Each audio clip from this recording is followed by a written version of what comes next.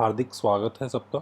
आज हम इस वीडियो के ज़रिए बताएंगे कि कैसे स्टोर मैनेजर्स या फिर एडमिन जो कि बिज़नेस ओनर है वो कैसे पूलिंग के क्राइटेरिया सेट कर सकता है और कैसे वो मदद ले सकता है टोकन के सिस्टम की अपने ऑर्डर्स को ईजिली मैनेज करने के लिए।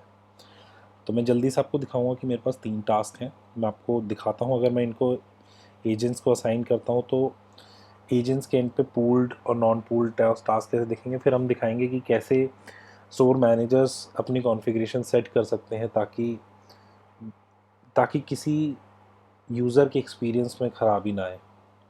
तो जैसे यहाँ पे मैं असाइन एजेंट करता हूँ, मेरे पास एक एजेंट है, मैं उसको टास्क असाइन करता हूँ। जैसे ये टास्क आया मेरे पास तो मैंने 2 ऑर्डर्स सेम, जैसे रेस्टोरेंट से अगर सेम पिकअप होते हैं तो सेम रेस्टोरेंट से 2 सेम पिकअप वाले बना रखे हैं और आसपास की लोकेशन के लिए बना रखे हैं हमने। मैं इसको एक्नॉलेज करता हूँ। दूसरा सेम एक ऑर्डर मैं भेजता हूँ ऑटो असाइनमेंट के लिए, मेरे ड्राइवर के पास आया। आप ये देखेंगे कि 2 पिकअप टास्क साथ साथ में करने हैं और 2 डिलीवरी टास्क साथ साथ में करने हैं, तो ये क्लब्ड ऑर्डर है। अगर मैं एक तीसरे ऑर्डर को रीट्राई करता हूँ जो कि अलग एक लोकेशन पे, देखेंगे आप सेक्टर 37 से है, ये एक्नॉलेज किया मैंने यहाँ से, तो ये अलग से आ गया। अब हम देखेंगे कि कैसे एडमिन या फिर मैनेजर मैनेज कर सकता है कि क्या चीज़ें सेट हुई हैं जिसकी वजह से ऑटो एलोकेशन ये चल पाई है। हम स्क्रीन को बड़ा कर देंगे। आप तो जैसे देखेंगे ये राउंड रॉबिन है। राउंड रॉबिन में काफ़ी सारे ऑप्शन हैं। आप असाइन कर सकते हो टास्क ऑफ ड्यूटी या लॉकड आउट एजेंट को। ये बेसिकली तब यूज़ होता है अगर आपको एक दिन पहले कोई टास्क असाइन करने हो, bulk task. Consider this distance as maximum distance का मतलब बेसिकली ये आप एक रेडियस सेट कर सकते हैं। उस रेडियस में जितने सारे एजेंट्स आएंगे उनमें से कोई एक एजेंट चूज़ होगा जिसके पास नोटिफिकेशन जाएगी।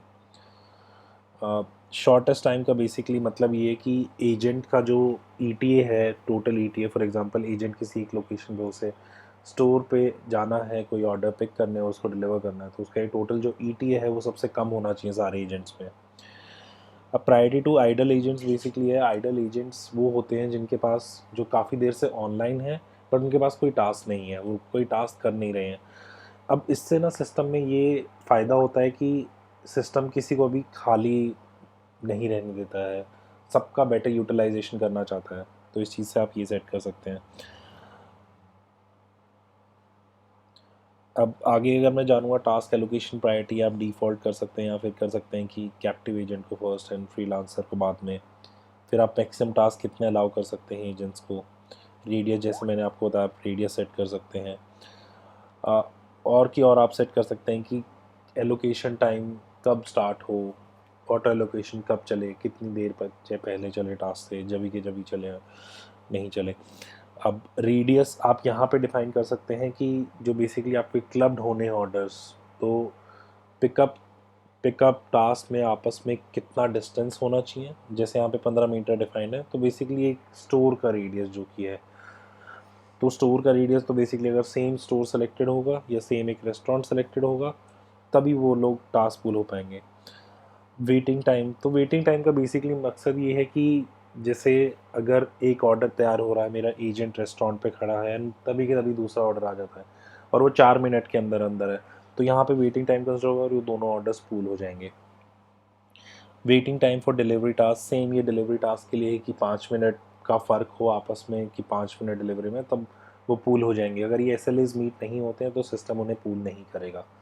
ये इसलिए किया गया है ताकि एडमिन या मैनेजर ये ध्यान रख सके कि उसके यूज़र के एक्सपीरियंस कभी ख़राब ना हो। अगर मैंने कोई चीज़ ऑर्डर की है तो वो फ्रेश पहुँचे मेरे पास। यहाँ पे मैंने पार्किंग टाइम भी लिया है कि बेसिकली अगर मैं कितनी देर पिकअप स्टेशन पे खड़ा रहूँगा और उसको भी मैंने कंसिडर किया है। शॉर्टेस्ट ETA इग्नोरेंस टाइम है कि 1 मिनट का मैं फिर भी प्लस माइनस कर लूँगा 1।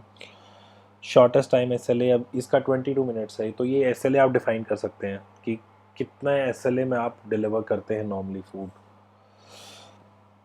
मैक्स पूल टाइप डिफरेंस आप सेट कर सकते हैं। पूल टास्क जैसे 2 हैं तो ये बेसिकली मेरे एजेंट की कैपेसिटी दर्शाता है कि अगर मेरे पास एजेंट के पास एक ऑर्डर है तो वो दूसरा ऑर्डर कैरी करने के लायक है।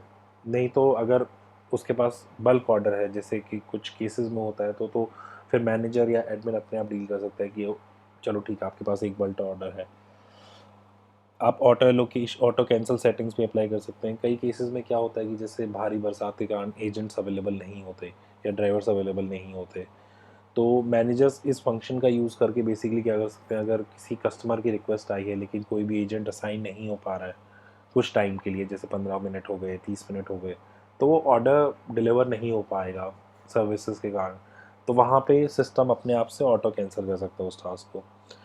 एनेबल प्रायोरिटी पूलिंग का बेसिकली मतलब ये है कि सिस्टम हमेशा प्रायोरिटी देगा कि वो पूलिंग पूलिंग जैसे अगर किसी एजेंट के पास ऑलरेडी एक टास्क है और एक और टास्क सिस्टम में आ रहा है, तो एजेंट मान लो उसकी एजेंट की प्रायोरिटी लेवल आइडल वाले केस में इतनी नहीं है कि आइडल टाइम उसका कम ही है, बट लेकिन सिस्टम हमेशा प्रायोरिटी देगा कि पूलिंग हो, ताकि वही सेम एजेंट एक और ऑर्डर लेके चला जाए। आप और भी देख सकते हैं, आप काफ़ी सारी एल्गोरिथम्स हैं, हम एक एक एल्गोरिथम का मेंशन करते रहेंगे धीरे धीरे एक एक वीडियो में। धन्यवाद।